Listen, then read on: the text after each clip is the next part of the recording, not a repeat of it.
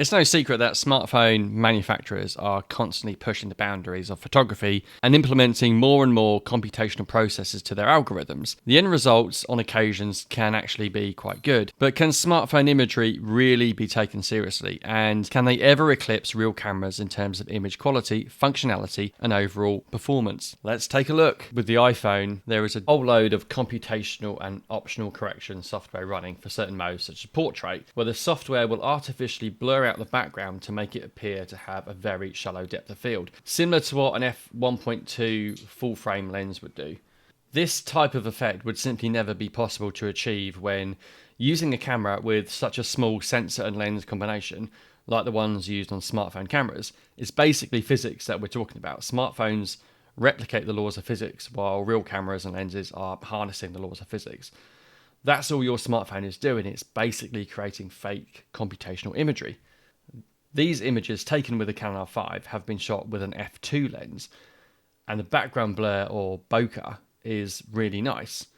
The iPhone is trying to replicate this effect, and in my experience of using portrait mode with the iPhone, some of the photos do look really good, but there's usually some sort of anomaly, usually in the background or around subjects. Something just doesn't look right. That's because the iPhone software is basically having to guess how the subject and the background should be separated. It does an amazing job most of the time, but a real camera simply captures what's seen through the lens and nothing else. No algorithms or computational processes, that's it. Just what is seen through the lens, controlled by the aperture and shutter. Now you can see here, this is kind of what I'm talking about. This is the iPhone 16 portrait. So this has been shot at f1.4, or it's like a f1.4 simulation. And as you can see, there's a real weird kind of ghosting around the bottle. It's having to guess how to separate the subjects from the background. And you can see it's made a bit of a mess of this object here. And there's normally something down here around the base of the there's like sort of wooden base here on the tabletop. And it's almost like it's masking out the subjects and then it's kind of blurring the background around it.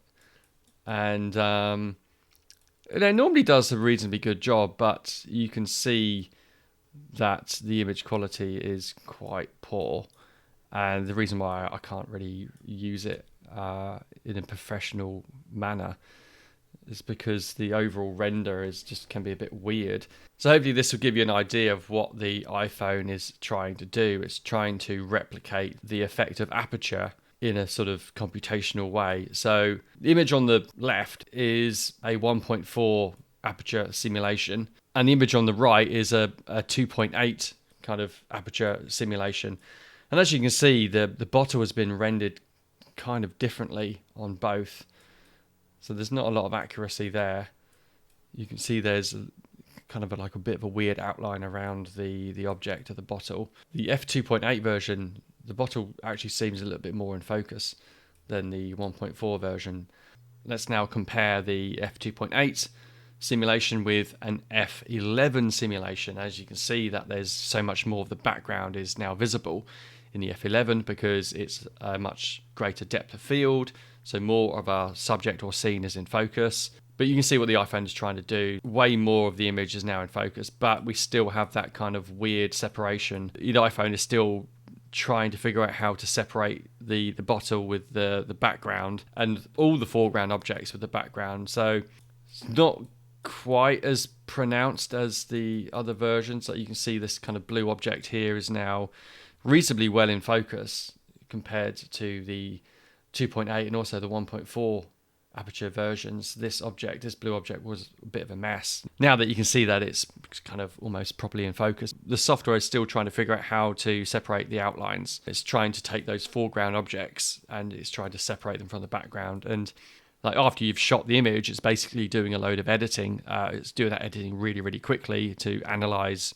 the contents of that image, and it's trying to separate all those subjects. So kind of interesting mode to have, but can I take it seriously as in a professional sense? No, not really, because it's not accurately recording that image in front of me, whereas a real camera will actually be doing that. It's just going to record whatever is in front of it.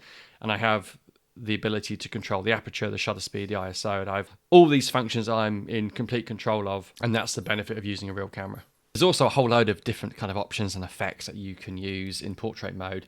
This is the spotlight mode on the left-hand side here, which is trying to simulate or replicate a kind of light or spotlight shining down on these subjects. I don't know why I would want to use this at all. I mean, it just does look a bit weird, and when I zoom in, the image quality, it's really degraded quite badly. I mean, it really is a bit of a mess of an image now.